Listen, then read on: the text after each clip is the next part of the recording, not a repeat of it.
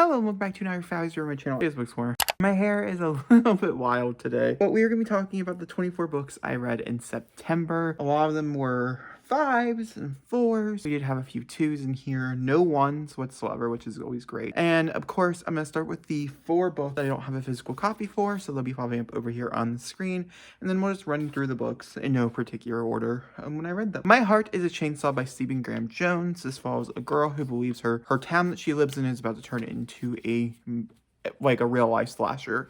She's obsessed with slashers. She wrote papers on slashers. She believes that she can do this. She does not believe she is the final girl, and she believes that this new girl in town is the final girl. And so her goal is to learn and teach this girl how to be a final girl. And also from Stephen Graham Jones's other works, this is the best female character I have read of his. So I'm really, really excited to see what he does. And of course, this has to do with indigenous cultures and stuff, just like his previous books I've read. And I think he handles it beautifully and so well, which not shocked. If you're into slashers at all, highly recommend. I do want to mention though, because I never thought about it this way, but I was watching a Gabby video. She was talking about how 8 Perfect Murders, which is a Pierre Swanson book, ruined 8 book. I do want to mention that if you're not a fan of spoilers, specifically spoilers for slasher films, I don't really know if I recommend this. I had seen every film that they had mentioned, so none of it was a spoiler to me. But if you have not, and these are from like really hardcore, like old slashers, it will spoil those movies for you. And yeah, I don't know which ones. There's so many references. But that was a 4 out of 5 stars. The next one we're going to talk about is Waiting for the Flow. I don't know who wrote this. It's up on the cover. This is about a guy who has very, very strong social anxiety. He lives in a town where it floods very often. He is okay with this. Him and his neighbors are okay with this. It sets up a very sweet man. He does have a little bit of secrets, but nothing too grandeur. But he doesn't want to fall in love based off a previous relationship that really harmed him. Enters the love interest, a man who is trying to warn these people of a flood coming in, what they can do to help the fact he is a very muscular and buskier. What the fuck is a buskier? I don't know. A muscular man, okay? And it's a very adorable romance. This is like 100 pages or something, so if you're into that, highly recommend. It also gets a little steamy. Not really steamy, but a little steamy, and it was phenomenal. Highly recommend this one. I think this was a 4 out of 5 stars as well. It's short, so it doesn't get a perfect score for me. I never normally rate books under 100 pages 5 stars because there's not enough time for me personally to really care, and this was one of those books where I was like, I care, but I wish there was a little bit more. This is book 1 of a series. I have no intentions of reading the other love interest books. So then I read Mindhunter. This is a very long title, but this is about the guy who started the Psychoanalyze. Is that what it's called? Psychoanalyzing. There's a TV show on Netflix called Mindhunter. It's about the same guy. He was the person, like Reed from Criminal Minds. He was what started it all. He was a part of that group when he was like 18 or 19 years old, and it's all about the cases and stuff and how he learned to be who he is. This is book 1 of like 14 that he's written about his life of doing this, and it sounds very sad, and the cases were very matter of fact. My biggest problem with this novel was the writing style, and I'm not really sure if that's nonfiction overall, because nonfiction I normally only read memoirs from, or but then again, I still feel like all the stuff that I read when I read things to kind of get more culture backgrounds, just because I'm always really, really curious, and I always like to learn new things about different ways people live their lives or the hardships that they went through.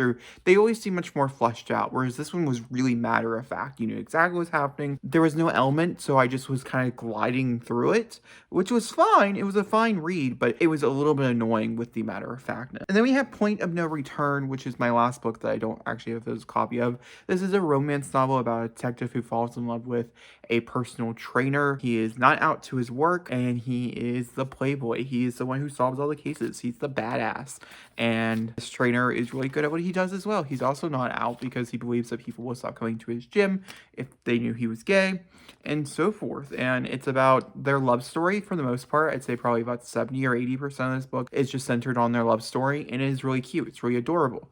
My biggest takeaway from this is that there is some extreme graphic portrayals of violence towards the last 20% of the book that felt so out of key because the whole book didn't have anything of it in it. I'd also like to mention the sex scenes were pretty shit for me. The first one was really hot and steamy. Everything after that was really weird, and I didn't like how it was written at all, and I don't know if that's because it was written by a woman. I truly don't know. All right, let's move over to the books I do own. Oh, I gave that like a 3 or maybe a 2.5, 3. I didn't hate it. So if like you're looking into this series, maybe I might continue on with it. I'm a little curious, but also I'm not that curious because like I said, I do have a few things that I was kind of annoyed at. And the next book's much longer than this one, than the one. And I'm nervous that there's gonna be a lot more sex scenes, and those were the weakest parts. And I don't really want to sit through a bad sex scene book, for being honest. I like my scene and I like it hot, not moderately horrible. I read my 5th reread of Lily Reinhardt's Swimming Lessons. You're going to see as we continue on with this list, I actually read a lot of books that were rereads for me. No apparent reason, except I guess that's what I was in the mood for. But the first one that we're going to talk about is Swimming Lessons by Lily Reinhardt. This is her first ever poetry collection. I really hope it's not her last collection of poetry, as I love this poetry collection so much. And it doesn't matter how I read it, if I read it physically or if I read it like audibly, I always get something new taken away from it. I always find it just as beautiful as time before. So if this is something you're interested in picking up because you're like the actress Lily Reinhardt, I think it's really beautiful. I really liked a lot of the poems. Some of the poems I didn't really enjoy. I'm not gonna lie, this time around it wasn't a perfect 5 for me. I'm still giving it a 5, but it wasn't a perfect 5 because not everything clicked. But this is the first time I've read it that not everything clicked. So personally, to me, I recommend. And she reads it to you, which I also recommend. It's quite beautiful hearing it from her voice. This is a poetry collection about her experiences with her own love life and other people's love lives, and also family and stuff. Very well done, in my opinion. Then I read Four Faces of the Moon by Amanda Strong. The next one we're going to talk about is Four Faces of the Moon by Amanda Strong. This is a recopy of, stop motion. Stop motion. It's a recopy of her stop motion called The Four Faces of the Moon. She wanted to turn it into a graphic novel, and I thought it was like a mixed bag for me personally. I think this is probably like a 3.5 out of 4, somewhere in there, those lines. The stop motion itself I thought was really pretty, and so I liked and I commended that and things. I thought parts of it was kind of cool, but I didn't love everything here. This is another story. This follows the Matthias women. It just really is a story based on, once again, history of this clan, and I really liked all those aspects of it. I guess I just didn't like the visual medium of it, and so that's really interesting to me. Plus, my library put it as fiction, yet this felt very non-fiction. So I would like to do more research into this to see if it's a true story or not. And if it's not a true story, I want to know why. Well, not know why. I want to know what the inspiration came from for Amanda Strong, personally. Then I read Sweet Tooth. This is book 1. This is issues 1 through 12. This is a bigger thing than like a normal volume. This is like a compendium. It's 280 pages long. Do not recommend reading it this way. I hate this. This got like a 2 out of 5 stars for me. This follows a boy. I didn't even explain what that one was, but that's fine. This follows a boy as his dad dies, and he is searching for a new home, and he meets this guy, and they go on this journey together, and they meet other characters, so forth. It got turned into a Netflix series, which I adored. Me and my family adored, and so I was like, ooh, let's try the graphic novel. The problem with the graphic novel, for sure, is the artwork to me, personally. I think it's ugly. With how cute that kid is right there, and how cute the animals are, and how cute they made it to be, this is not what I was expecting. And also, I didn't like the brutality of it. Maybe it's because I think the other one's CVMA. It could be TV-14. I'm not entirely sure, but I do remember it being somewhat graphic of a television show, not like super. And this one crosses so many lines that I just got really annoyed with it. So this didn't end up gelling for me personally. Then I read another 2-star. Like, A Lock to Remember was, it was something, wasn't it? This follows Landon and oh my god, Jamie. Jamie is the daughter of a priest. Well, not a priest. He's like a Baptist minister, is what they say. The town's Baptist minister. She's a very God believer, and she is 16 years old. She falls in love with Landon in the 1958s, and I hated it. This was like a 2. And I have to say, I'm really honestly biased in my opinion, because I think I just really love the movie. I think the movie's phenomenal. And so this just did not gel well with me because of the movie. And if it does gel for you, that's great. I hope maybe you read it first, or maybe you think the movie's trash. Either it's okay. I much prefer the adaptation over this, and that's the reason why I hate A Walk to Remember. I couldn't wait for it to end, and it's super fucking short, which I just find sad. Next one we're going to talk about is Andrea Cohen. I'm sure it's probably just Andre and A silent, but Andrea Cohen's Everything. This is a poetry collection. It's a modern poetry, which means that they're short little poems, which I enjoy. I like modern poetry. There is a much more specific word for that, but I like it. I enjoy it. I write that type of poetry. I feel like it packs much more of a punch. There is long verse poetry in here as well, if I'm not mistaken. Am I wrong? There is. It's not as long as some of the other ones that we'll get to. Like I read another one, but some of these are really long. And this is just, he's talking about his relationships, a girl that really betrayed him and things, and how much he really just wants her back. It was fine. There was actually nothing wrong with this, except I found most of it kind of boring, and I didn't enjoy a lot of the stanzas, and I didn't think anything super profound. There was a few in here that I really liked, that I took pictures of so I could remember them, as that's what I do when I read poetry, in case I'm not going to go back to that collection. And so I wouldn't recommend, if you're jumping on this bandwagon because you want to read it really bad, sure, give it a shot. If you're interested in it, it's on your TBR. But if you're not, and you're just like a casual poetry reader, or if you're looking for your newest poetry collection, there's better ones out there. And so this is not one I would say you need to jump on, unless you find it like at your local library and you want to spend 30 minutes to an hour reading it. What the fuck? The first one we're going to talk about is Angel and Hannah by Isho Yi Park, I want to say. This follows Angel and Hannah. You're right, it's a modern version of Romeo and Juliet. Hannah is the good girl, Angel is the bad boy.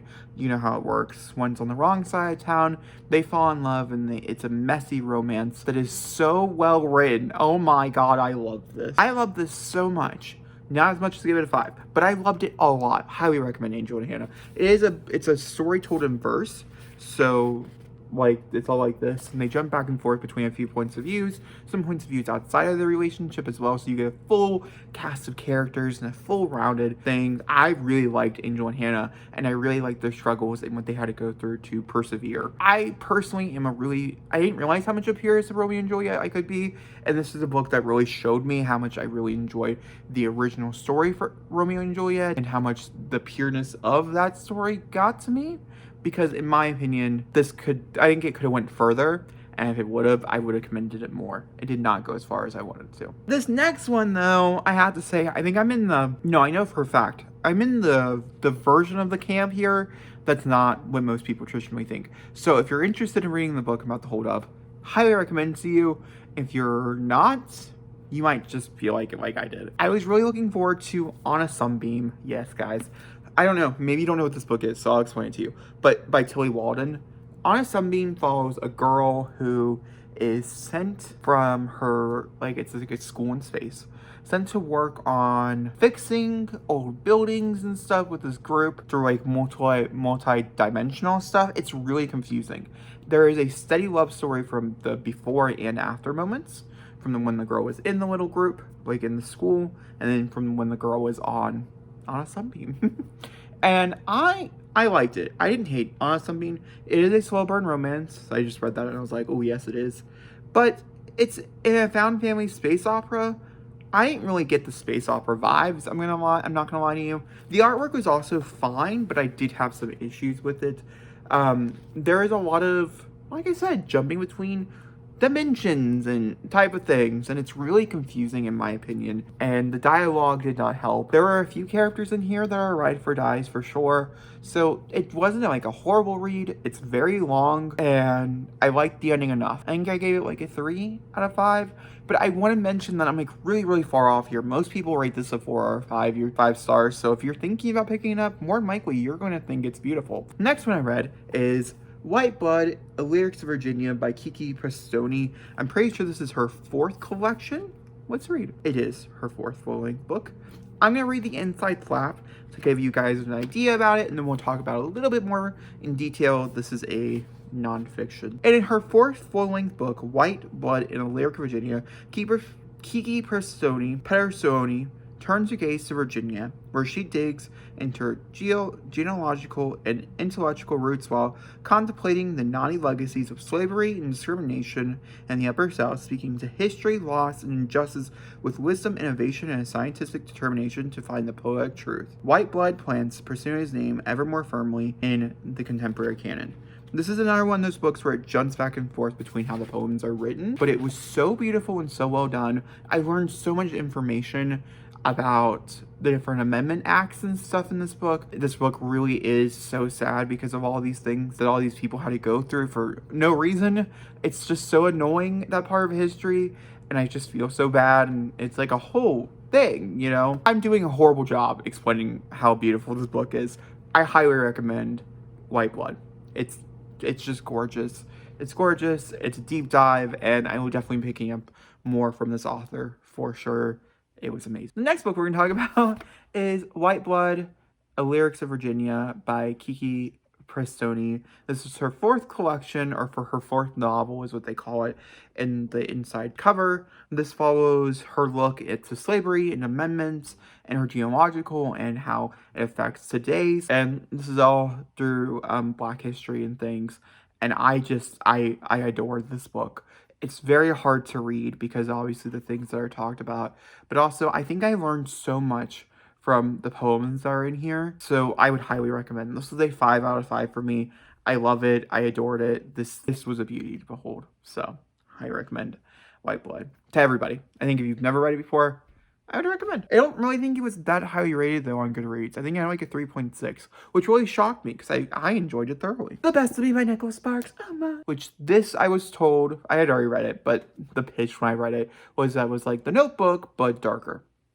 This follows, I don't remember their names, Amanda and Dawson in what year?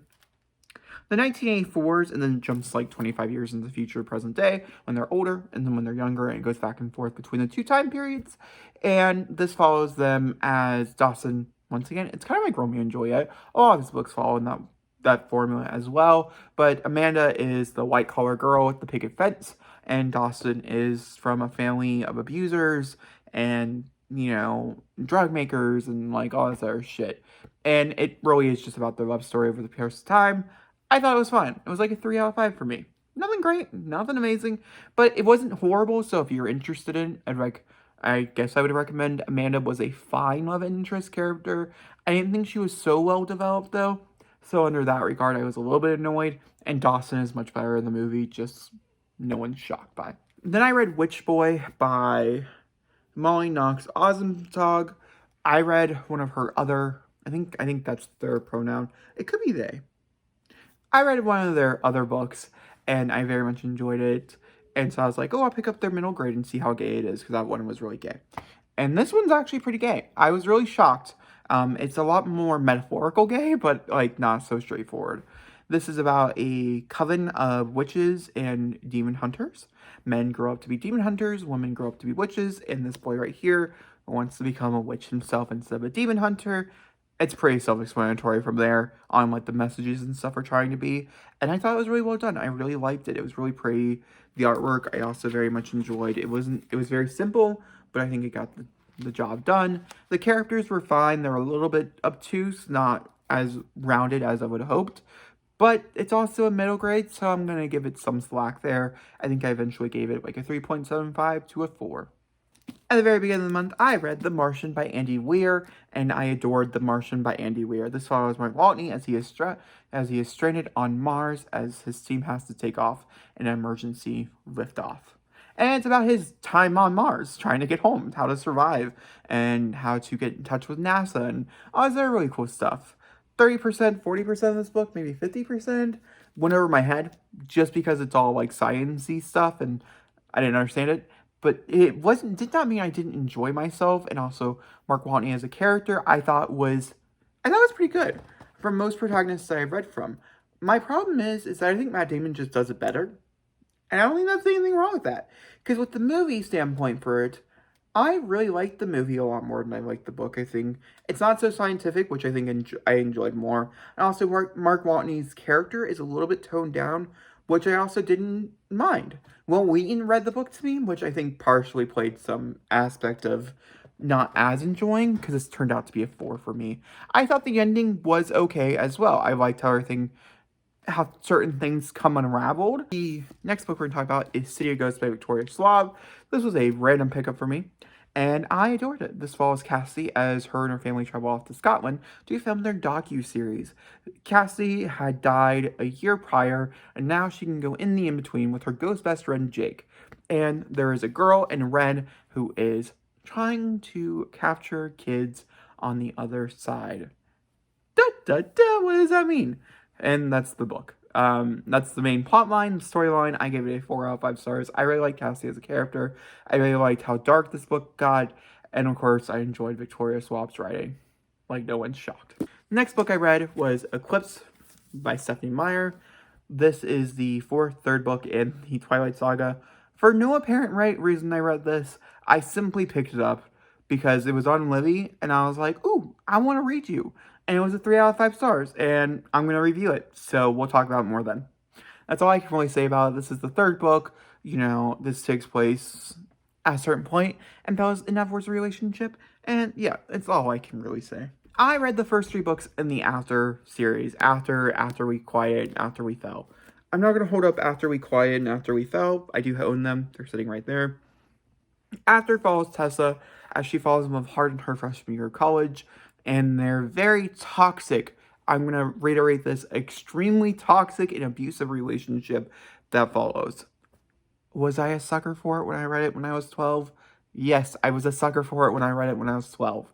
Am I still a sucker for it when I read it when I'm 22? Not as much, because I understand growth, and I understand how bad this shit is, and I understand why it can be quite annoying, equaling why I rated this lower than I normally do. But I'm a sucker for these movies, and the third one had just come out on Thursday, and so I did my annual reread, and I so enjoyed myself, especially the sequels. I personally feel like they get better as the books go on. That's my own personal opinion. I think the relationships get better. I do not like the premise, though, that as long as you love someone, they can change, because that's been proven time and time again in, like, actual, like, society, not such a society, but, like, in reality. Like, you can't change someone. They are who they are. They will change based on their own actions, and this is this book series that is very much in the line of, Tessa can change Harden. So under that regard, like I said, it's toxic, it is trash, but it's trash I enjoy, and we all have it, so, yeah. I wanted to fight my fight for it. I don't recommend it to anybody anymore. So, like, if you think I'm sounding a bad word, I'm not, I promise. I'm only going to talk about in those little brief things. Because I had an idea to read them all for you guys on camera, and I was like, no. A lot of people did that when After We came out, the first movie, or After We Quieted came out, because it got so popular. And also, I'd like to mention, I think the third movie is my favorite. I've only seen it once, but it was much more in the line with the first movie, which I thought was much better than the second movie. And the second movie, they toned down the toxicity of the relationship again, which I think was smart, because the reason why After We Quiet got so famous was because it really did show the very bad parts of Tessa and Harden, but not the good parts, and I think the third movie did both justice. Either way, I also read the first 3 volumes of Buffy the Vampire Slayer, season 8. I will review season 8 as a full when I finish it, and so far, I want to say the middle one, volume 2, was my favorite. Volume 1 did not feel like Buffy at all. Volume 2 felt the most like Buffy, and Volume 3 was a great time because of draft. I'll be continuing to read these, by the way, as we continue on. Then I read This Is How You Lose a Time War by Max Gautson? Is it a boy? Oh, is it a duo? Did 2 people write this? Oh, it is a duo, because there's Amal El Mathar. Gotcha. It is a duo.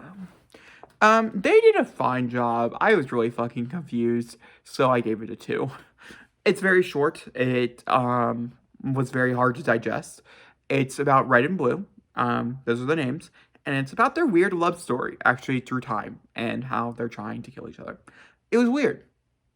If you're interested, I guess read it. If you're not, I say skip it. I'm very excited to reread it in 5 or 6 months, as I think I'm going to have a lot of appreciation for it. But for this very moment in time, I thought it was horrible. It's hard to explain. But before I even started reading it, though, I knew for a fact that I wasn't going to love it this first time around. It will be a reread. So, good for it.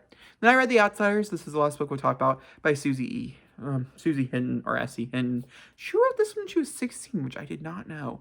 And me and my dad went and saw The Outsiders, the complete novel edition, on Monday, and I just adored that movie. I remembered how much I adored it, but it was a true adaptation of the book, and the book is so good. If you've never read The Outsiders, I highly recommend. It follows Soda Boy and Pony Boy, and it's about the Greasers and the Socs, and it's about tutorial wars, and yeah, and how poverty really fucks up people, guys. It's just the truth. So yeah, that's my wrap up.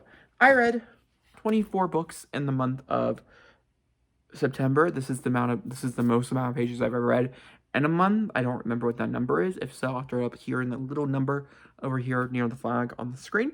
And yeah, I'll tell you guys all soon. Thank you for watching, and goodbye.